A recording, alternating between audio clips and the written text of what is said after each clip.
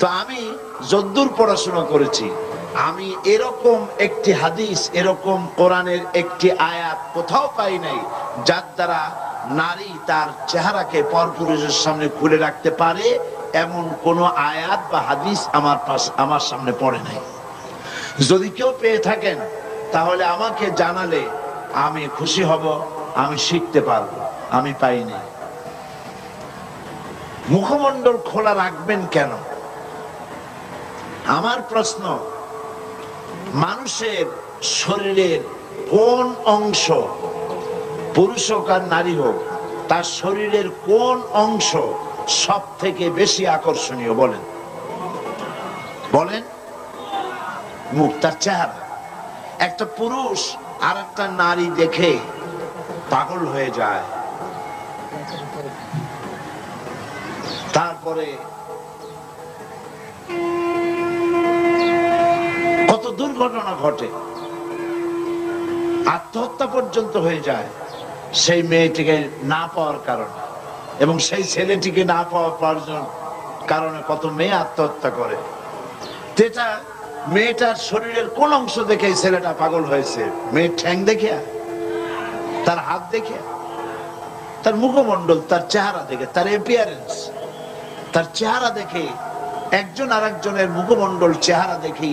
চেহারাই হচ্ছে গোটা বডির মধ্যে সৌন্দর্যের কেন্দ্র, সৌন্দর্যের সেন্টার তার চেহারা। আল্লাহই বানিয়েছেন। তো আপনার শরীরের যে অংশটা সব থেকে বেশি আকর্ষণীয়, সেই চেহারাটাই যদি খোলা রাখলেন, তাহলে গোটা শরীরটা ঢেকে রেখে তাতে ফায়দা কতটুকু হলো? এই জন্য চেহারাটাকে ঢেকে রাখতে হবে, এটাই নিয়ম। কত সুন্দর বোরখা বেরিয়েছে আজকাল। বোরখা এখন একটা ফ্যাশন, ঠিক না? তবে আবার এরকম বোরখা পরা উচিত না যেই শরীরের আকর্ষণ ঢাকার জন্য আপনি বোরখা পরলেন, সেই বোরখার আকর্ষণে আবার লোকেরা আপনার দিকে সবসময় তাকায় না থাকে। কথা ঠিক কিনা? এ ধরনের অনেক বোরখা তৈরি হয়েছে যে দারুণ ফ্যাশন ট্যাশন দিয়ে তৈরি হয়েছে। সৌদি আরবে এই ফ্যাশনওয়ালা বোরখা, এবার আমি হজের মৌসুমে মক্কা শরীফে ছিলাম, শুনেলাম দোকানদারেরা আমাকে বললেন যে ফ্যাশনওয়ালা বোরখা গভর্নমেন্ট বন্ধ করে দেওয়ার জন্য সিদ্ধান্ত নিয়েছে, যে এত ফ্যাশন বোরখায় করতে পারবে না। তো চেহারাটা ঢেকে রাখতে হবে, আর হিজাব এবং নেকাব পড়তে হবে। নাকের উপর দিয়ে সুন্দর করে রুমাল দিয়ে বাঁধবে, আর ভুরুর উপর দিয়ে চোখ দুটো খোলা থাকবে, ব্যাস আপনার বোরখা পরা হয়ে গেল, হিজাব পরা হলো। এর দ্বারা আপনি নিরাপত্তা লাভ করতে পারবেন। আর চেহারা যদি খোলাই থাকলো, আপনার প্রতি যুবকদের আকর্ষণ বাড়লো, পুরুষদের আকর্ষণ বাড়লো, পথে ঘাটে আপনি বিপদগ্রস্ত হবেন। অবৈধ কারা মাইক বাজান, কারাই মাইক বাজান, এত অনুরোধ দিয়ে কাম কি? তো চেহারা দেখে পাগল হলো, তারপরে প্রেম নিবেদন করলো, প্রেমে সে স্বীকৃতি দিল না মেয়েটা, তারপরে অ্যাসিড নিক্ষিপ্ত হওয়ার দুর্ভাগ্য তাকে বরণ করতে হলো। এই সবকিছুই হলো বেপরদার কারণে, ঠিক কিনা বলে? বেপরদার কারণে। আজ পর্যন্ত নারীদের মুখমণ্ডলে যত অ্যাসিড নিক্ষিপ্ত হয়েছে, যত নারী, সমস্ত নারীরাই বেপরদা নারী। আপনি বলতে পারবেন না যে কোনো বোরখা পরা নারীরা, পর্দানসীনা কোনো মহিলা অ্যাসিড আক্রান্ত হয়েছে, এর কোনো নজির নাই। কারণ হলো বোরখা পরে এ মহিলা আল্লাহর হুকুম পালন করেছে, তাই আল্লাহ পাক তাকে নিরাপত্তা প্রদান করেছেন। এই জন্য মুখমণ্ডল ঢেকে রাখতে হবে।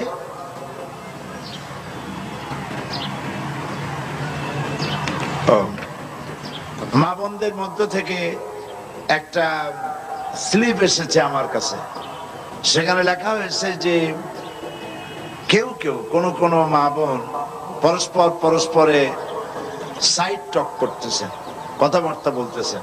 এটা স্বাভাবিক, অনেকদিন পর অনেক সাথে দেখা হয়, বুবু তোমার মেয়ে কোথায় বিয়ে দিছো, তুমি খাইছো কি, ইত্যাদি কথাবার্তা হতেই পারে।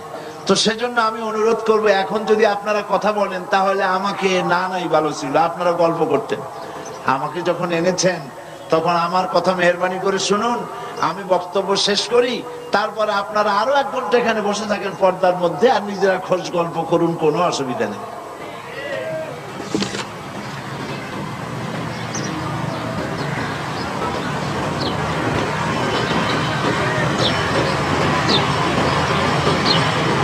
আরেকটি প্রশ্ন করেছেন তিনি, আমার শ্বশুর বাড়ির লোকজনের ইসলামী পর্দা প্রথা সম্পর্কে ধারণা না থাকায় আধুনিক জাহিলি চালচলনে অভ্যস্ত। এমত অবস্থায় আমিও সেখানে ঠিক মতো পর্দা করতে পারি না, আমার কি করা উচিত? আপনি আপনার শ্বশুর বাড়ির লোকজনদেরকে পর্দা সম্পর্কে তাদেরকে বুঝান, কোরআন হাদিস দিয়ে বুঝান, এবং আপনি নিজে পর্দা করে চলুন, তাদেরকে বুঝাতে চেষ্টা করুন। এইভাবে আস্তে আস্তে করে বুঝাইয়া তাদেরকে পর্দার ভিতরে আনার জন্য চেষ্টা করুন। আরেকজন প্রশ্ন করেছেন, আপনি একজন আলেম, আপনি কেন আজ মাহফিলে ওয়াজ নসিহতের ভেতরে রাজনীতির কথা বলেন? ভালো কথাই বলছেন। তো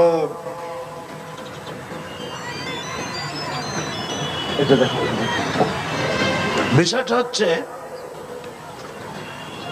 আল্লাহ যদি রাজনীতির কথা না বলতেন, রাসূল করিম সাল্লাল্লাহু আলাইহি ওয়াসাল্লাম যদি রাজনীতি না করতেন, সাহাবায়ে কেরাম যদি রাজনীতি না করতেন, আমি সাঈদী রাজনীতির কথা বলতাম না। যেহেতু আল্লাহ পাক কোরআনে কারীমের মধ্যে রাজনীতির কথা বলেছেন, রাজনৈতিক বক্তব্য কোরআনে আছে, তো আমি কিভাবে রাজনীতির কথা না বলে পারবো? যদি আমি এগুলি না বলি, তাহলে রাসূল করিম সাল্লাল্লাহু আলাইহি ওয়াসাল্লাম বলেছেন, আস-সাকিতু আনিল হাক্কি ফাহুয়া শায়তানুন আখরাস। যে ব্যক্তি হক কথা বলে না, জেনে হক জানে অথচ সে বলে না, সে বোবা শয়তান। কাজেই যারা কোরআন হাদিস জানার পরেও কোরআন হাদিসের অর্থনীতি, রাজনীতি সম্পর্কে জনগণকে অবহিত করে না, রাসূল যে কথা বলেছেন সে তো বোবা শয়তান হয়ে যাবে। তো আল্লাহ পাকের রাসূল রাজনীতি করেছেন, রাষ্ট্রপ্রধান ছিলেন।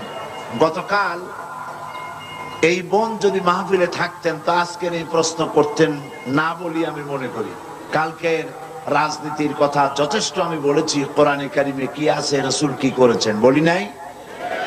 সুতরাং আমার বোনকে আমি অনুরোধ করব, মেহেরবানি করে আপনি কোরআন হাদিস ভালো করে পড়ুন, তাহলে বুঝতে পারবেন রাজনীতি করা মুসলমানদের জন্য নফল নয়, সুন্নত নয়, ফরজ। মুসলমানেরা ইসলামী রাজনীতি করবে। কি রাজনীতি করবে? ইসলামী রাজনীতি করবে। কেন? আমি যদি রাজনীতি না করি তাহলে সুদ বন্ধ করব কি করে? সুদ কি হালাল না হারাম? বলেন, হালাল না হারাম? তা আমি কি খতমে খাজেগান পড়ে, বুখারী শরীফ খতম করে, কোরআন শরীফ খতম করে, ফু দিয়া সুদযুক্ত সুদওয়ালা ব্যাংকগুলিকে আমি কি সুদ বন্ধ করতে পারবো? বাংলাদেশের সমস্ত আলেমরা যদি পানি পড়িয়া সেই পানি সুদের ব্যাংকে ঢালে দেয়, তাতে কি সুদ বন্ধ হবে? তাবলিগি জামাতের লোকেরা টঙ্গি বসে লক্ষ লক্ষ মানুষ সুদের বিরুদ্ধে কাঁদতে কাঁদতে সব যদি বেহুশ হয়ে যায়, তাতে কি সুদ বন্ধ হবে?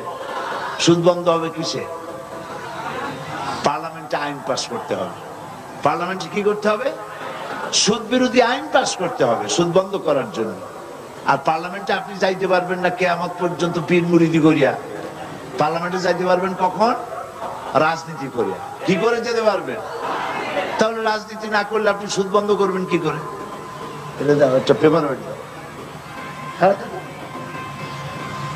এরপরে দেশে বেশ্যাবৃত্তি চলতেছে, ঘুষ চলতেছে, সুদ চলতেছে, জুয়া চলতেছে, জেনা ব্যভিচার চলতেছে, ঠিক কিনা বলেন? এগুলো আপনি কি দিয়ে বন্ধ করবেন? এদেশে তো হাজার হাজার বছর ধরে ওয়াজ হচ্ছে, শত শত বছর ওয়াজ হইতেছে, পীর মুরিদি হইতেছে, বলেন কথা ঠিক কিনা? তো এত ওয়াজ, এত পীর মুরিদি, এত তাবলীগ, এত জিকির, এত কিছু, সুদ বন্ধ হয়েছে? বেশ্যাবৃত্তি বন্ধ হয়েছে? জেনা বন্ধ হয়েছে, চুরি ডাকাতি বন্ধ হয়েছে, সেগুলি আপনি বন্ধ কি দিয়া করবেন? বন্ধ করবেন সেইভাবে রসুল করেছেন, যেভাবে রাসূলুল্লাহ মদিনায় গিয়েছেন, রাষ্ট্র প্রতিষ্ঠা করেছেন, কোরআনের আইন চালু করেছেন, রাজনৈতিক বিধান চালু করেছেন, সমাজনীতি দিয়েছেন, অর্থনীতি দিয়েছেন, ইসলাম পূর্ণাঙ্গ রূপে প্রতিষ্ঠিত হয়েছে। চুরি ডাকাতি জেনা ব্যভিচার অটোমেটিক্যালি সব বন্ধ হয়ে গেছে। কাজী আল্লাহ রসুল যে কারণে রাজনীতি করেছেন, আমিও একই কারণে রাজনীতি করি।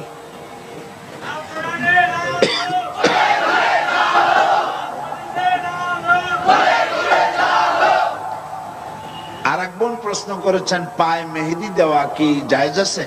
রাসূলুল্লাহ সাল্লাল্লাহু আলাইহি ওয়াসাল্লাম কি সত্যিই দাড়িতে মেহেদি দিয়েছিলেন? এ সম্পর্কে বিস্তারিত আলোচনা করলে কৃতজ্ঞ হবে। এত বিস্তারিত বলার দরকার নেই, শুধু এতটুকুন জেনে রাখুন যে রাসূল করিম সাল্লাল্লাহু আলাইহি ওয়াসাল্লাম মেহেদি লাগান নাই, কারণ তার মেহেদি লাগাবার কোনো দরকার হয়নি। মেহেদি লাগায় তো দাড়িটা লাল বানাবার জন্য, তাই তো, রঙিন করার জন্য। এখন হুজুরের দাড়ি পাকে নাই, চুলি পাকে নাই, ইন্তেকালের আগে মাত্র 17 গাছা চুল দাড়ি পাকছিল, মাত্র 17 গাছা চুল দাড়ি পাকছিল, এর জন্য মেহেদি লাগাবার কোনো দরকার হয়নি। তবে সাহাবায়ে কেরাম মেখেছেন, হুজুর তা পছন্দ করেছেন। কাজেই মেহেদি যদি কোনো মেয়ে লোক পায়ে লাগায়, তা কোনো গুনাহ হবে না। হাতেও লাগাতে পারেন, পায়েও লাগাতে পারেন, কোনো নাজায়েজ বিষয় নয়। বরং হাতে মেহেদি লাগানো, মেয়েরা হাতে মেহেদি লাগাবে, এটা রাসূলুল্লাহ পছন্দ করতেন।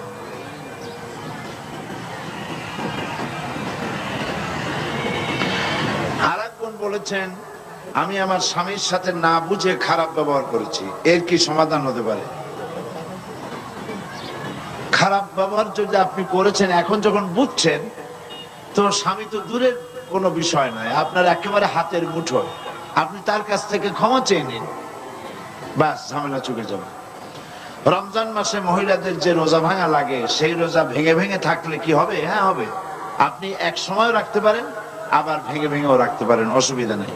তবে এক সময় রাখাই ভালো, এক সময় চলে গেল, তা না হলে পরে ভেঙে ভেঙে রাখতে গেলে আবার আপনারই অসুবিধা হবে। অসুবিধা নানান রকম হয়ে যায়, শয়তানের ওয়াসওয়াসা হয়, আগামী মাসে রাখো, পরের মাসে রাখো, এইসব ঝামেলা হয়। একসাথে রাখলেই বরং ভালো।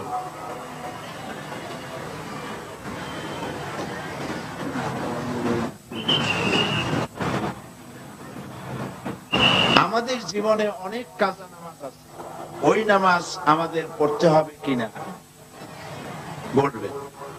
ফরজ নামাজ যা কাজা করেছেন তা সব আদায় করতে হবে, আদায় করা উচিত, করতে হবে। এবং এর নিয়ম হচ্ছে, প্রত্যেক ফরজ নামাজের আগে সেই ফরজ কাজা নামাজটা আদায় করে নেবেন। যেমন ফজরের আগে, ফজরের ফরজ পড়ার আগে কাজাটা আদায় করে নিলেন, জোহরের আগে জোহরের উমরি কাজাটা আদায় করে নিলেন, আসরের আগে আসরের উমরি কাজাটা আদায় করে নিলেন। এইভাবে করে করে প্রত্যেক নামাজের আগে আপনি যে কাজা নামাজটা পড়ে, যে নামাজগুলি কাজা আছে, আপনি আদায় করে নেবেন। আমার জানা মতে পাত্র নির্বাচনের ক্ষেত্রে ইসলাম নারীদেরকে স্বাধীনতা দিয়েছে। কোন মেয়ে কোরআন হাদিসের দৃষ্টিতে আদর্শ পাত্রের সাথে বিবাহ বসতে ইচ্ছুক, সংশ্লিষ্ট মেয়ের পিতামাতা এতে সম্মত নয়।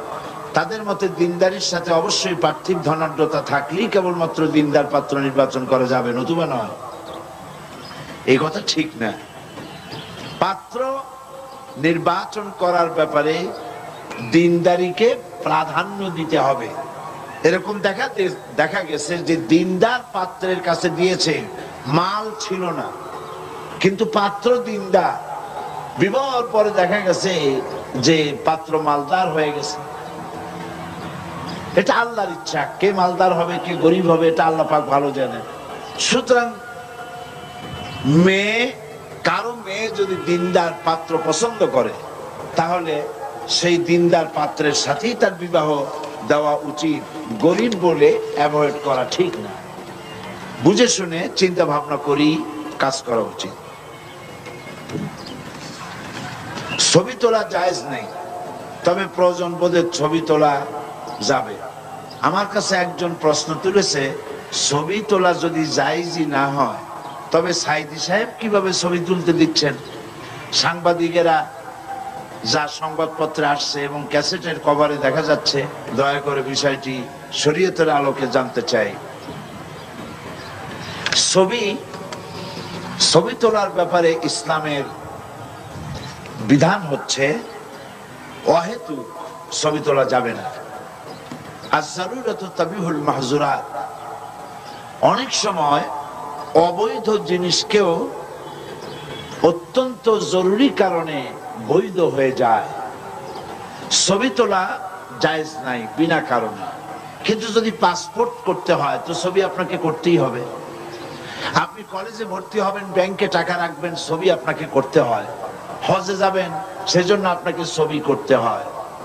এমনি ভাবে যে সমস্ত জরুরি কাজ আছে সেসব জরুরি কাজে ছবি তোলা জায়েজ আছে, কিন্তু শৌখিনতার কারণে ছবি বানায়া অ্যালবামে বাঁধাই করা অথবা ফ্রেমে আটকে ঝুলিয়ে রাখা, এভাবে এই কারণে ছবি তোলা জায়েজ নাই। আমার ছবি তোলার ব্যাপারে যে প্রশ্ন তুলেছেন, আমার ছবি যারা তুলছে আমার সামনে তারা শৌখিন কোনো ফটোগ্রাফার নয়, এরা সাংবাদিক। আর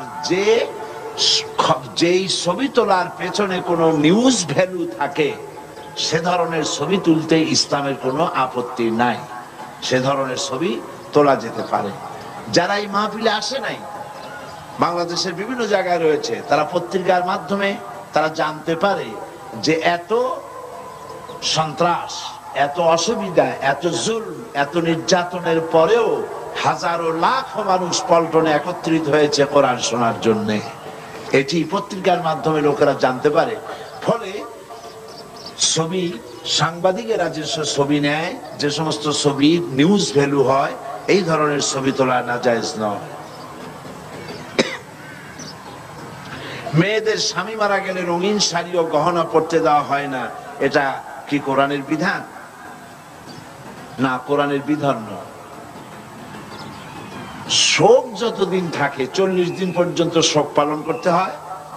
সেই শোক পালনের সময় স্বর্ণ, তারপরে এই কি বলে রঙিন কাপড় চোপড়, রূপচর্চা ইত্যাদি কার জন্য? যার জন্য ছিল তিনি তো বিদায় হয়ে গেছেন। কিন্তু এই শোক পালনের পর নারীর জন্য গহনা পরা এবং রঙিন শাড়ি পরা নিশ্চয়ই নাজায়েজ নয়। এটা কোরআন এবং হাদিসের কোনো বিধান নয়। এনজিওদের মহাসমাবেশের বিরুদ্ধে আপনাদের ভূমিকা কি ছিল? এনজিওরা মহাসমাবেশ করবে, সেখানে আমাদের তাদের বিরুদ্ধে ভূমিকার দরকারটা কি? তবে তারা যে মহাসমাবেশ করেছে, এই মহাসমাবেশটি সম্পর্কে আপনাদের জানা দরকার।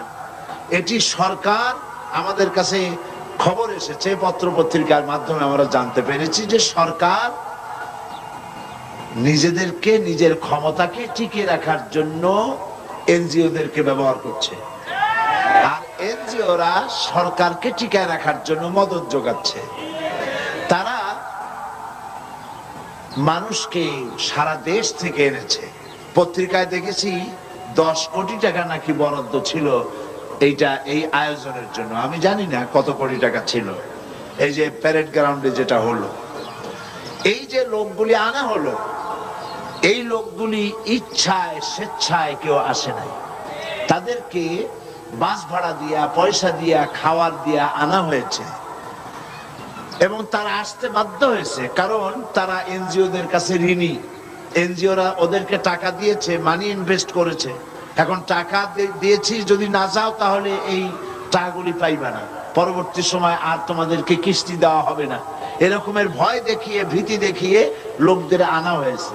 পত্রিকায় দেখেছি এমন অনেক মেয়ে লোক, পুরুষ লোক আসছে যারা জানি না কি কারণে তাদেরকে এখানে আনা হয়েছে। তাদের কাছে ফেস্টুন দেওয়া হয়েছে, ব্যানার দেওয়া হয়েছে, যাতে লেখা আছে ফতোয়াবাজি নিপাত যাক। কোন সাংবাদিক তাদেরকে জিজ্ঞেস করেছে, আচ্ছা ফতোয়াবাজি নিপাত যাক এর অর্থ কি? কয় যে আমরা এর অর্থ জানি না, ধরাই দিছে তাই ধরে আছে। এই হচ্ছে অবস্থা। তো তারা বাইরের থেকে লোকদেরকে আমদানি করে এখানে এনে এনজিওরা এই কাজগুলি করেছে। এনজিওদের কাজ, গতকাল আমি বলেছি, এনজিওদের কাজ সেবা করা, রাজনীতি করা নয়, ব্যবসা করা নয়।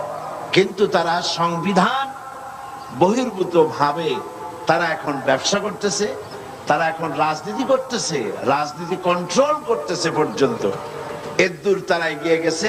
এবং এনজিওরা হচ্ছে এদেশে অধিকাংশ এনজিও ইসলাম বিরোধী, আলেম বিরোধী, পীর বিরোধী, মুসলমান বিরোধী, সম্পূর্ণরূপে ইসলামের সাথে তারা দুশ্মনী করে যাচ্ছে। তাদের এভাবে কোন সমাবেশ করা তাদের জন্য বৈধ নয়, অবৈধভাবে তারা সমাবেশ করেছে। তাদের কাজটাই হলো সেবার কাজ করা। সমাবেশের কি প্রয়োজন তাদের? এই সমাবেশ করে লোকজনদেরকে মোটিভেটেড করতেছে তারা ইসলামের বিরুদ্ধে। বর্তমান সরকারের আগামী নির্বাচনে তারা ক্যানভাসারের ভূমিকা পালন করছে। বিয়ের কনেকে পার্লার থেকে সাজানো জায়েজ কি? এখন বাড়িতে যদি কেউ সাজাইতে না পারে, বিবাহের জন্য মেয়ে তো সাজাইতেই হবে।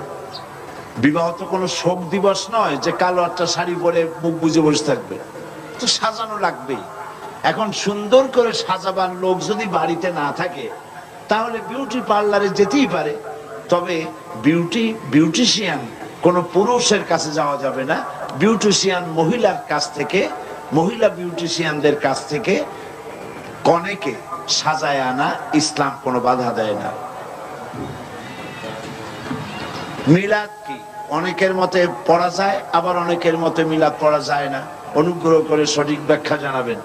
মিলাদটা রাসূলের যুগে ছিল না। মিলাদ মানে জন্ম, মৌলুদ থেকে মিলাদ। তখন এই মিলাদটা রাসূল করিম সাল্লাল্লাহু আলাইহি ওয়াসাল্লামের জন্ম বৃত্তান্ত। এই জন্ম বৃত্তান্তের যে সিস্টেম আমাদের দেশে উপমহাদেশে চালু হয়েছে, কতগুলো লোক এক জায়গায় বসিয়া তারপরে সব দাঁড়াইয়া এনাবি সালাম আলাইকা কোরআন সুরে সমস্বরে একযোগে পড়ল। এইটা রাসূলের যুগে ছিল না, এটা সাহাবায়ে কেরামের যুগে ছিল না, এটা তাবিঈনদের যুগে ছিল না, এটা তাবিঈনদের যুগে ছিল না। এখন আপনারা মনে করেন যে কোন জিনিসে খুব সওয়াব আছে এমন কোন জিনিসকে রাসূলুল্লাহ আমাদেরকে জানান নাই, সাহাবায়ে কেরাম আমাদের জানান নাই। আপনারা কি এই ধরনের বিশ্বাস করবেন? এরকম বিশ্বাস করবেন? যাতে সওয়াব আছে রাসূলুল্লাহ সব আমাদের জানাইছেন, সাহাবায়ে কেরাম আমাদের সব জানাইছেন। তো মিলাদে যদি সওয়াব থাকবে তো রাসূলুল্লাহ বললেন না কেন? সাহাবীদের চাইতে আমরা কি বেশি রাসূলুল্লাহকে ভালোবাসতে পারবো? জবাব দেন, পারবো? তো যদি এইটা রাসূলুল্লাহর ভালোবাসার কারণে হয়, তাহলে সাহাবীরা কেন মিলাদ পড়েন নাই? তারা কেন ইয়া নবী সালাম আলাইকা, ইয়া রাসূল সালাম আলাইকা একযোগে দাঁড়ায় পড়ে নাই? এই কথাগুলি বোঝেন আপনারা? রাসূলের যুগে নাই, সাহাবীদের যুগে নাই, তাবিঈনদের যুগে নাই, তাবিঈনদের যুগে নাই। রাসূলুল্লাহর ইন্তেকালের 600 বছর পর মিলাদ আবিষ্কার হয়েছে। এইরকম একটা সুস্পষ্ট বিদআত মুসলমানদের পালন করা উচিত নয়। মহিলাদের সালোয়ার কামিজ ছাড়া কাপড় পরে নামাজ হয় কিনা বুঝিয়ে বলবেন। হবে না কেন? শাড়ি পরে পড়বেন, হবে। সালোয়ার কামিজ শাড়ি যেটাই পরবেন, আপনার সতরটা পুরাপুরি ঢাকলেই হলো, নামাজ হয়ে যাবে। বর্তমান প্রেক্ষাপটে গার্মেন্টসে মেয়েরা কিভাবে পর্দা করবে? গার্মেন্টসে তো মেয়েরাই বেশি, সেখানে আপনি পর্দা করার জন্য বাইরে যেভাবে চলেন ওইভাবে বোরখাটা পরে নেবেন, চোখ দুটো খোলা রাখবেন। পুরুষ না থাকলে মুখ খোলা রেখেও কাজ করতে পারবেন, পুরুষ এসে গেলে আবার নেকাবটা পরে নেবেন, এভাবেই কাজ করবেন। মহিলাদের হাত পা মুখমণ্ডল কি সতরের অন্তর্ভুক্ত না? এটা এর জবাব তো দিয়েছি।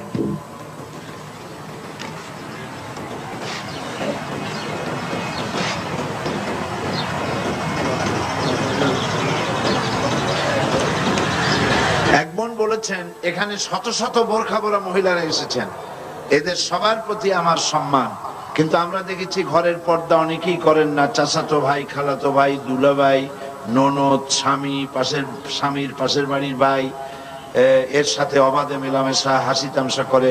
দয়া করে উপর একটু বক্তব্য করুন। তো এটা তো আসলেই খুব দুঃখজনক। বাইরে এসে বোরখা পড়লেন আর ভিতরে খালাতো ভাই, মামাতো ভাই, দুলাভাই, ননদ, আরো জনে কি আছে, এদের সঙ্গে এই হাসি তামাশা খোলাভাবে চলাফেরা করে, পর্দার কোনো মানে হবে না, এর মানে হবে না। পরপুরুষ থেকে আপনাকে আপনার স্বাতন্ত্র্য বজায় রাখতেই হবে। পরপুরুষ কারা? পরপুরুষ হচ্ছে স্বামীর মৃত্যুর পরে যে সমস্ত পুরুষের সাথে বিবাহ জায়েজ আছে, সব পরপুরুষ। এদের সঙ্গে আপনাকে শালীন এবং মার্জিত ভাবে চলাফেরা করতে হবে। কাদিয়ানীদের ছেলে মেয়েদের কোরআন শিক্ষা দেওয়া ঠিক কিনা? আমাদেরকে যদি কোরআন শিক্ষা দিতে বলে তাহলে আমরা কি যাব তাদের বাসায়? কিছু খাওয়া ঠিক হবে কিনা? এখন কোরআন যদি কেউ শিখতে চায় তো শেখানো যাবে, নিঃসন্দেহে শেখানো যাবে। তবে কাদিয়ানীরা ইসলামের দৃষ্টিতে কাফের, নিঃসন্দেহে কাফের। তাদের তৈরি করা কোনো খাবার মুসলমানদের খাওয়া উচিত নয়।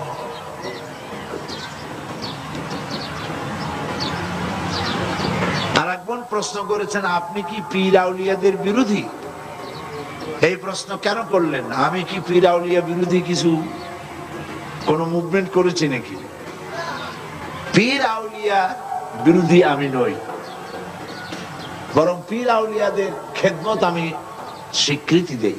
তবে হ্যাঁ, আমি এক শ্রেণীর পীর বিরোধী। তারা কারা? তারা হচ্ছে যারা বেদাত এবং শিরকের মধ্যে লিপ্ত, যারা মানুষের ধর্মীয় অনুভূতিকে কাজে লাগায়া পয়সা উপার্জন করে, যারা হক কথা বলতে ভয় পায়, হক কথা বলে না, আমি তাদের বিরোধিতা করি। যারা বেদাত এবং শিরকের ছড়াছড়ি করে, ওরস, মহাপবিত্র ওরস শরীফ ইত্যাদি হাবিজাবি করে মানুষের পয়সা লোটে, আমি তাদের বিরোধিতা করি। কোন হক্কানি পীর, প্রতিষ্ঠিত আলেমে দ্বীন, যারা সত্যিকারের দ্বীনের খেদমত করেন, জীবনের ঝুঁকি নিয়ে কথা বলেন, পয়সা উপার্জনই পীর মুরিদির লক্ষ্য নয়, আমি সেসব পীরদেরকে শ্রদ্ধা করি, মহব্বত করি।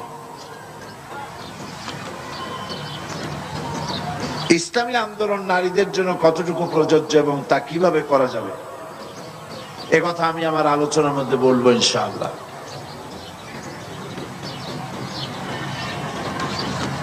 প্রত্যেকটি মানুষের তো হিসাব নেওয়া হবে, কিন্তু যাদের জ্ঞান হবার আগেই মারা যাবে তাদের কি হবে? এটা বোঝা খুবই সহজ ব্যাপার। যার জ্ঞানই হয়নি, সত্য অবস্থায় মারা গেছে, তার আবার বিচার কি? ও তো বিনা বিচারে আল্লাহ তার ব্যাপারে ফয়সালা গ্রহণ করবেন।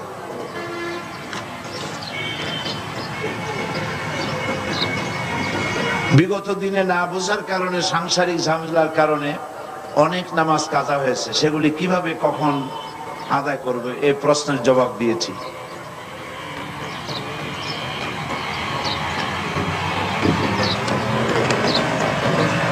দেশ পরিচালনা করতে যায়, এটা একটা সুন্দর প্রশ্ন। এক বোন বলেছেন, অনেকে বলে ইসলামপন্থীরা যদি দেশ পরিচালনা করতে যায় তাহলে হিন্দু, মুসলমান, বৌদ্ধ, খ্রিস্টান নির্বিশেষে সকল নারীকেই বোরকা পড়তে বাধ্য করবে। কথা কি সত্যি? বিভিন্ন মুসলিম দেশে কি অন্য ধর্মাবলম্বীদের মেয়েদেরকেও পর্দা করতে হয়? ইসলামী শাসন যদি দেশে প্রতিষ্ঠিত হয়, মুসলিম মহিলারা পর্দা তো করবেই। অমুসলিম মহিলাদের বোরখা পরার প্রয়োজন হবে না, তবে শালীন ভাবে চলতে হবে। শালীন এবং মার্জিত ভাবে তাদেরকে চলার জন্য বলা হবে। কারণ যত দুর্ঘটনা ঘটে সবই, এই যত নারী ঘটিত দুর্ঘটনা যা ঘটে সবকিছুই নারীর সৌন্দর্য প্রদর্শনী প্রবণতার কারণেই এই সমস্ত দুর্ঘটনাগুলি ঘটে থাকে। সুতরাং হিন্দু হোক, বৌদ্ধ হোক, খ্রিস্টান হোক, প্রত্যেক নারীর জন্যই, তার নিজের হেফাজতের জন্যই শালীন এবং মার্জিত ভাবে চলাফেরা করা জরুরি। তবে মুসলিম মহিলারা যেভাবে পর্দা করবে, হিজাব করবে, নিকাব করবে, ওইভাবে বিধর্মী মহিলাদেরকে বাধ্য করা হবে না। তাদেরকে বলা হবে তারা যেন শালীন এবং মার্জিত ভাবে চলাফেরা করে। ব্যাস, প্রশ্নের জবাব। প্রশ্ন তো অনেক করেছেন, সব প্রশ্নের জবাব দেওয়া তো সম্ভব নয়, যেহেতু আজকে জুমার দিন আমি সব প্রশ্নের জবাবের দিকে গেলাম না। এখন আমি আপনাদের উদ্দেশ্যে কিছু কথা বলতে চাই। আর প্রশ্ন যা আপনারা করেছেন, প্রতি বছর অনেক প্রশ্ন করা হয়, সেই সব প্রশ্ন আবার এক জায়গায় করে আমি যত জবাব দেই, সেই জবাবগুলি আবার বইয়ের আকারে প্রকাশ হয়।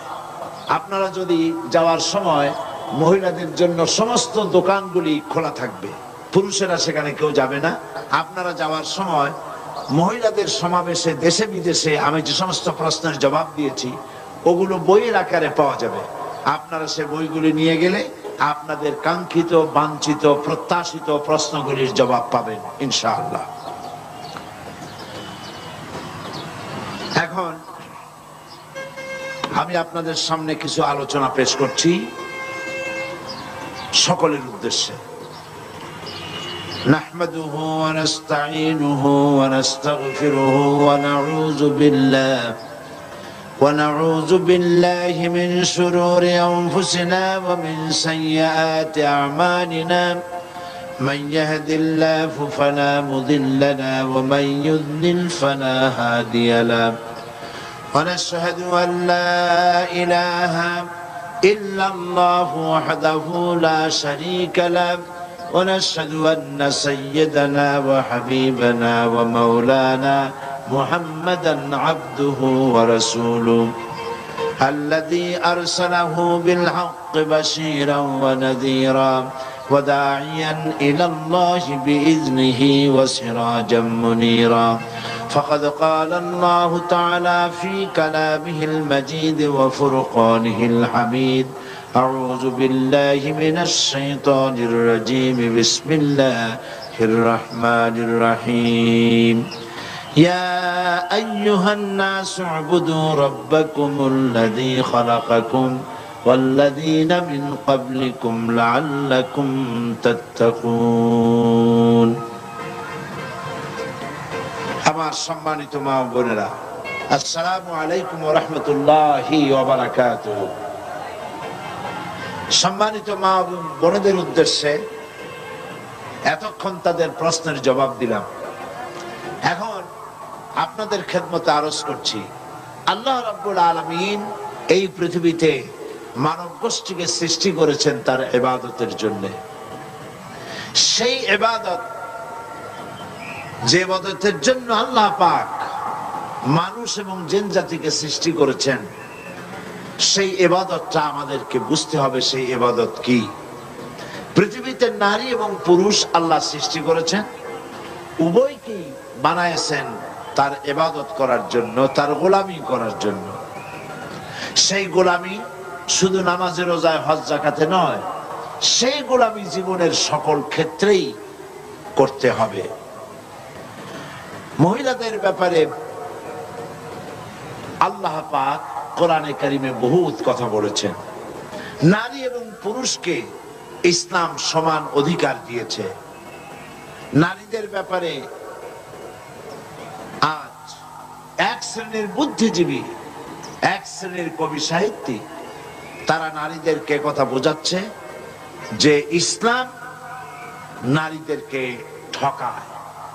বিশেষ করে যে ফতোয়ার প্রশ্নটা প্রথম এসেছে, ফতোয়া এই শব্দটিকে এমন ভাবে নিন্দনীয়, ঘৃণিত হিসাবে পত্রপত্রিকা লিখেছে, যাতে করে একজন নারী যখন এই ফতোয়ার শব্দটি পড়ে তখন তার কাছে মনে হয় ফতোয়া মানেই হলো নারী নির্যাতনের একটি হাতিয়ার। ঠিক কিনা? এটি হলো একটি দুরভিসন্ধির ফসল, ষড়যন্ত্রের ফসল। নারী এবং পুরুষ উভয়ের সমান অধিকার দিয়েছে ইসলাম। এর থেকে বড় অধিকার আর কেউ দেয়নি। বুদ্ধিজীবীরা চায়, তথাকথিত কবি সাহিত্যিকরা চায় পুরুষের বিরুদ্ধে নারীদেরকে খেপিয়ে তোলা, এবং সেজন্য এনজিওরা বিরাট ভূমিকা পালন করতেছে। তারা নারীদের মুখ থেকে স্লোগান তুলাইছে এই কথা বলে, কিসের বর কিসের ঘর, কিসের বর কিসের ঘর, যা খুশি তাই কর।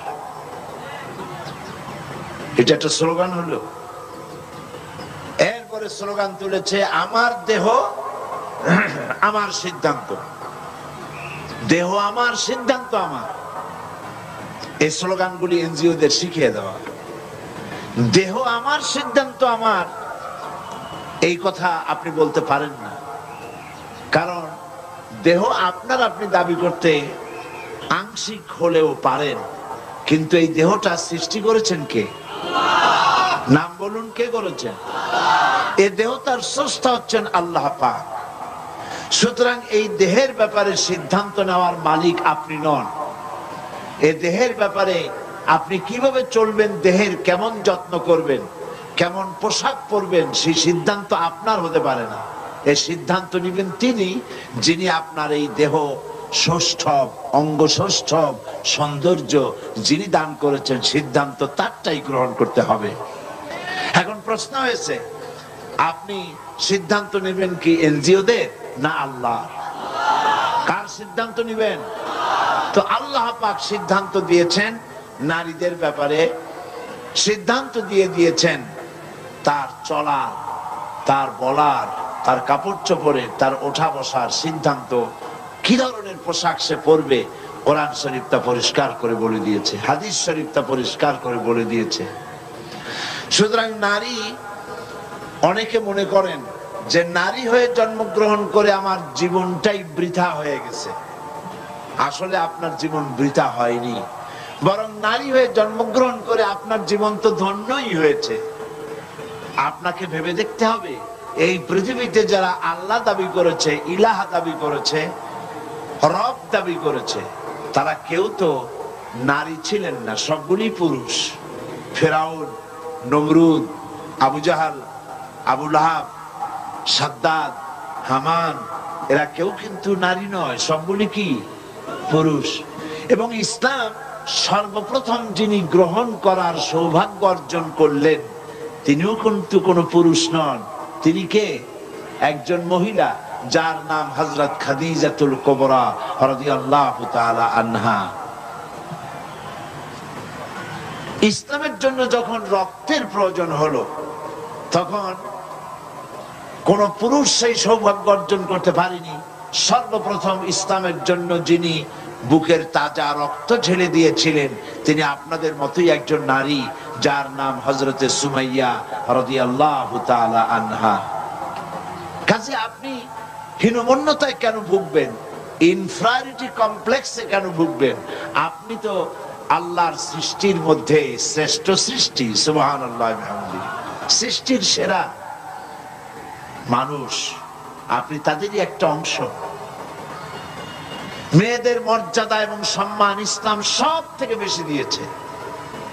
তাদের মর্যাদায় কোথাও ঘাটতি করা হয়নি। রাসূল করিম সাল্লাল্লাহু আলাইহি ওয়াসাল্লাম ইন্তেকাল করার পর তার দেহ মোবারক, সেটাও স্থাপিত হয়েছে, রাখা হয়েছে একজন নারীর ঘরে। সে নারী হচ্ছেন আমাদের মা হযরতে আয়েশা সিদ্দিকা রাদিয়াল্লাহু তাআলা আনহা। তার ঘরেই তাকে সমাহিত করা হয়েছে, মাদফুন করা হয়েছে। কোন পুরুষের পায়ের তলে আল্লাহর জান্নাত, এ কথা তো রাসূলুল্লাহ বলেন নাই। বলেছেন? এ কথা বলেন নাই। আপনি নারী হয়ে জন্মগ্রহণ করে আপনার জীবন তো সফল। রাসূল করিম সাল্লাল্লাহু আলাইহি সাল্লাম বলেছেন, সন্তানের বেহেশত হচ্ছে তার মায়ের পায়ের তলে। তা আপনার মর্যাদা কোথায় নিয়ে যাওয়া হয়েছে আপনি কি ভেবে দেখেছেন? আপনাকে এনজিওরা, তথাকথিত কবি সাহিত্যিক বুদ্ধিজীবীরা আপনাকে বেপর্দা করে ভোগের সামগ্রী বানাতে চায়, আর ইসলাম আপনাকে পর্দা করে সম্রাজ্ঞীর আসনে মর্যাদা দিতে চায়। এখন আপনি কোনটা নিবেন? এটা আপনার বিবেকের প্রশ্ন, আপনি ভেবে দেখুন। ইসলাম এই যত নাটক হচ্ছে, সিনেমা হচ্ছে, কবিতা সাহিত্য রচনা হচ্ছে, সবগুলিতেই দেখানো হচ্ছে যে ইসলাম শোষণ করতেছে নারীকে। আলেম ওলামারা শোষণ করতেছে নারীকে। ইসলাম নারীকে অগ্রগতি প্রগতির পথে বাধা দেয়, তারে কাজ করতে দেয় না, লেখাপড়া শিক্ষা করতে দেয় না। এ কথা কি সত্য? জবাব দেন, কি সত্য? রাসূলুল্লাহর জীবন দেখুন। লেখাপড়ায় বাধা কে দিয়েছে? ইসলাম বাধা দেয় নাই। ইসলামই তো সর্বপ্রথম বলেছে তালাবুল ইলমি ফরিদাতুন আলা কুল্লি মুসলিমিন ওয়া মুসলিমাতিন। রাসূলুল্লাহ বলেছেন সর্বপ্রথম এই পৃথিবীতে জ্ঞান অর্জন করা প্রত্যেকটি মুসলিম নরনারীর জন্য ফরজ, অবশ্য পালনীয় কর্তব্য। সেখানে নারীকে বাদ দেওয়া হয় নাই, নারীকে লেখাপড়া করতে বলা হয়েছে। হযরত আয়েশা সিদ্দিকা রাদিয়াল্লাহু তাআলা আনহা আমাদের কি বলেন জানেন না আপনারা? সমস্ত মুমিনদের কি মা।